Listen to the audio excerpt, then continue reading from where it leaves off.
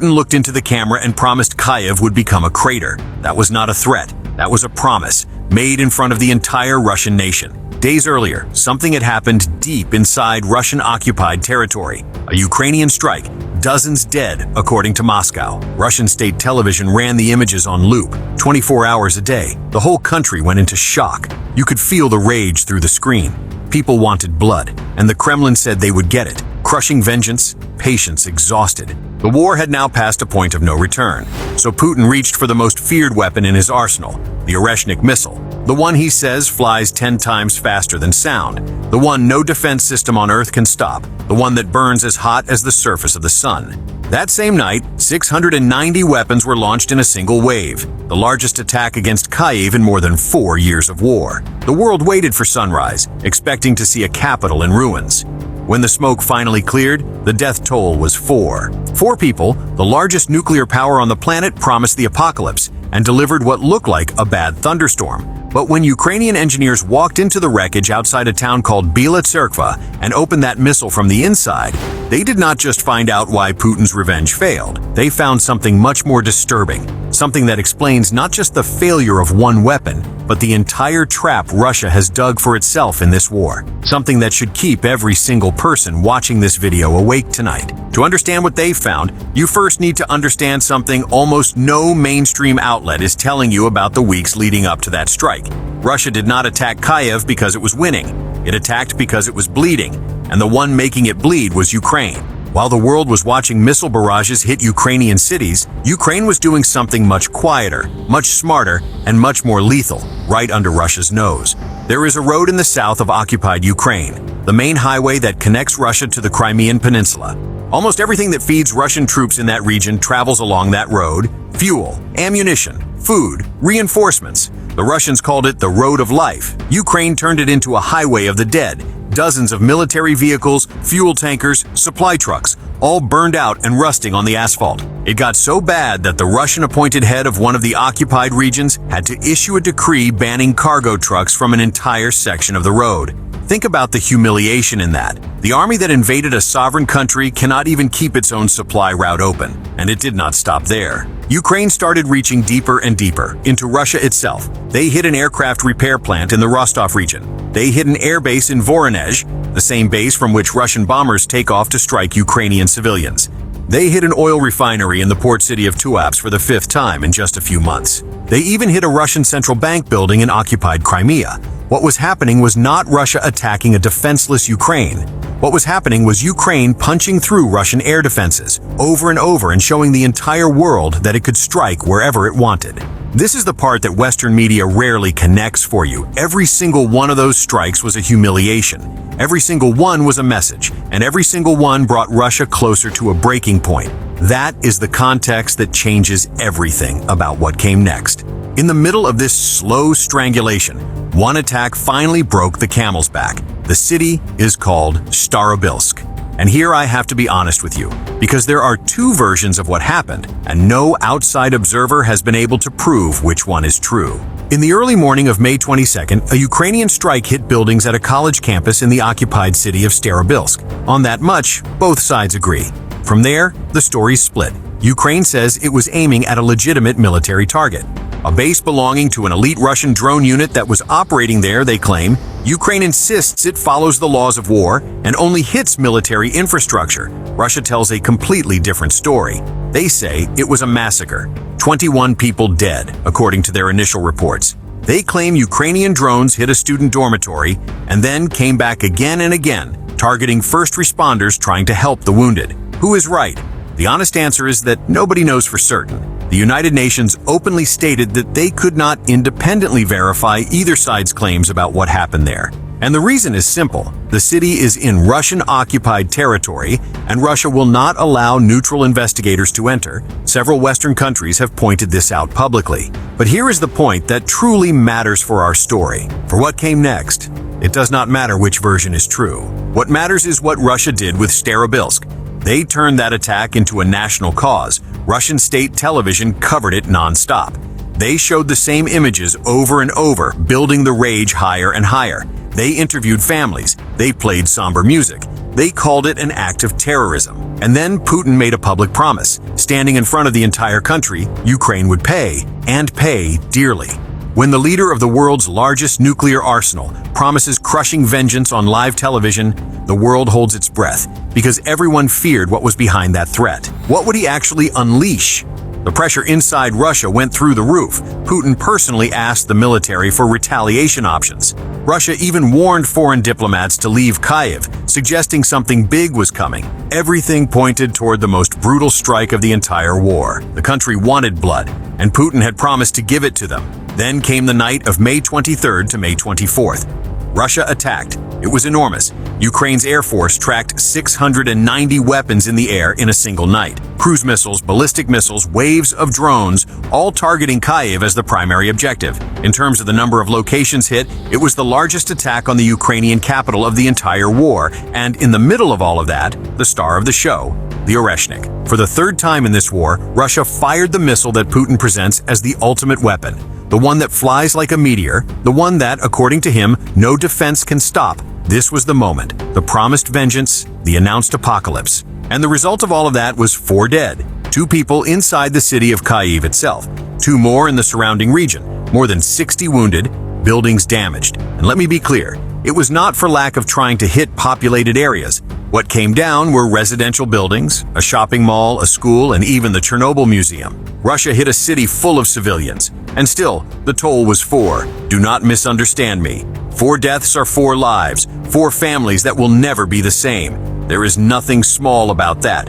But think with me for a second. After all that rage, all that threat, with the largest nuclear arsenal on the planet aimed at Kyiv, the world expected to wake up to catastrophe. And what came was this. A 74-year-old Ukrainian retiree summed it up in a way no analyst could match. He stood in front of his own damaged building and told a reporter he did not feel fear anymore. He said the people of Kyiv have become so used to this that their emotions are numb. Let that land for a moment. Russia fires the weapon meant to terrify the entire planet, and a 74-year-old grandfather shrugs.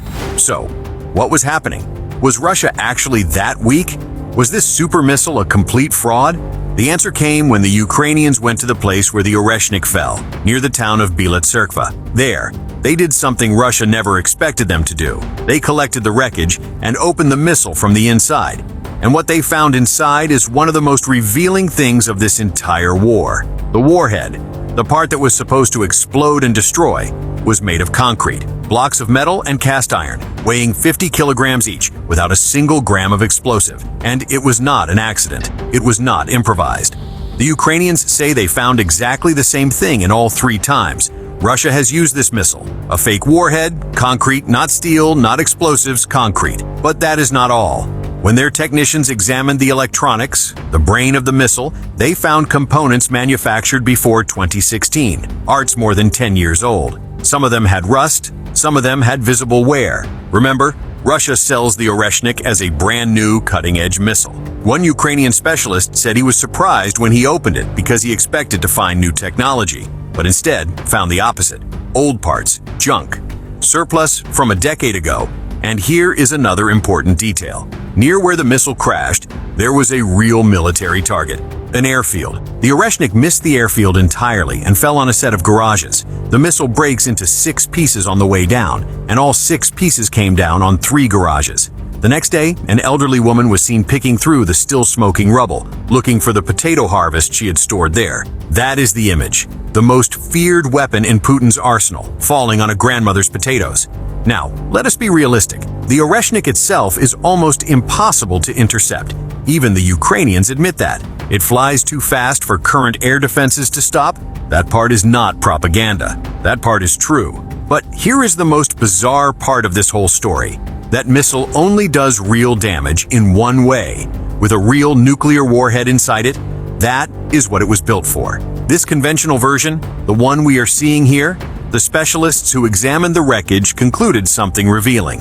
Russia cannot make it work properly. The very way the missile flies, at that insane speed, messes up its accuracy and its payload. Think about that. The faster it goes, the less precise it becomes. The hotter it burns, the less it can carry. So what you have is a hypersonic missile that is almost impossible to stop, but also almost useless without a nuclear warhead. So think about what that actually means. Russia fired the weapon that was supposed to be its thunder, and it sent it without the lightning on purpose, because the only way that missile could fulfill the threat Putin made was with a nuclear warhead, and that one Putin did not use. Why? Because using the nuclear warhead means starting a nuclear war that Russia itself does not want to start. So, what did they send to Kyiv? Not the weapon. The message of the weapon, a country slamming the table, screaming, showing its fist, but not throwing the punch. Because it knows that throwing the real punch could end them too. And that is exactly where the sentence from the beginning makes sense. This failure is more frightening than a Russian victory would be. Let me explain why. If Russia were winning, if their tanks were rolling, if their missiles were working, they would not need to bluff. They would not need to threaten nuclear war. They would just win. But they are not winning. And they know they are not winning. And that is the real terror. Look at what the wreckage of Bila Tserkva really tells us. After more than 4 years of war with the largest nuclear arsenal on the planet, the harshest response Russia could muster was a scare. Thunder without lightning. Because the tanks did not win, the drones did not win, the conventional missiles did not win, the economy is bleeding, the casualties are staggering, and the Ukrainian noose is getting tighter every single day. When all of that fails, what is left in the drawer is exactly one card, the card that could end the world. And that is why the real danger is not a strong enemy who is winning and knows what he is doing. The real danger is a cornered enemy. One who has tried everything he knows, has not gotten where he wanted, is being pressured from the inside by his own people demanding blood, and has at the bottom of that drawer that one last card. Think about the psychology of that moment. You are Vladimir Putin. You have been telling your people for 4 years that you are winning, that Russia is strong, that the West is weak, and then Ukraine keeps hitting you, deeper and deeper. Your supply roads are death traps. Your air bases are burning. Your oil refineries are on fire again and again. Your people are watching on television. They are angry. They want revenge. They want you to do something. And you have this one missile, this one weapon that you have been bragging about for years. So you launch it, and it hits a grandmother's garage, and it is filled with concrete, and the whole world sees it. What do you do next? Do you admit failure? Do you admit that your super weapon is a joke? Or do you double down? Do you open the drawer? The question that keeps analysts awake at night all over the world is not whether Russia is powerful. The question is what a country does when it discovers that all the power it has was not enough. History has answered this question before, and the answers are not comforting. Cornered powers do desperate things. Desperate things kill millions. So far, the Oreshnik flew with concrete. So far, it was just a message. But this story is far from over. Every single week of this war writes the next chapter. And the truth that most outlets will not show you is that the more Ukraine keeps squeezing, the closer Russia gets to that drawer. An elderly man in Kyiv said he is not scared anymore because he is numb. But numbness is not safety. Numbness is just the silence before the next move. The missile with concrete inside it tells you everything about where Russia is right now. It wants you to believe it is still the unstoppable bear. But inside, it is old parts, empty promises, and a warhead that cannot do what it was built to do unless someone makes the choice that no one should ever make. And that is the real story they are not telling you on the evening news. Not whether Russia can win, but what Russia might do when it finally admits to itself that winning is no longer an option. There is a phrase in nuclear strategy. They call it the use them or lose them moment. It is the point at which a nuclear power believes that if it does not use its weapons now, it will never get the chance. That moment has come close many times in history. Cuba, 1962. The Able Archer Crisis, 1983.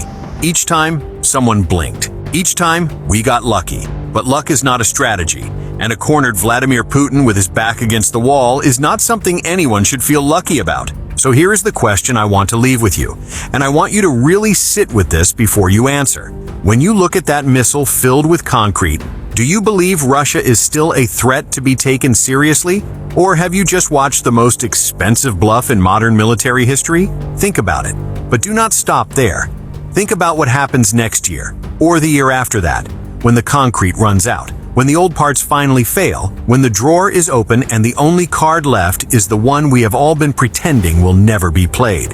That is the part of this war that no one has figured out yet. Not the Pentagon, not the Kremlin, not the analysts on television. And that is why you need to keep watching. Not for the explosions, not for the body counts, for the moment when the bluff ends and the real choice begins. Because that moment is coming. It may not come tomorrow, it may not come this year, but it is coming. And when it does, a grandmother's potatoes and a missile full of concrete will be remembered as the last warning we all ignored.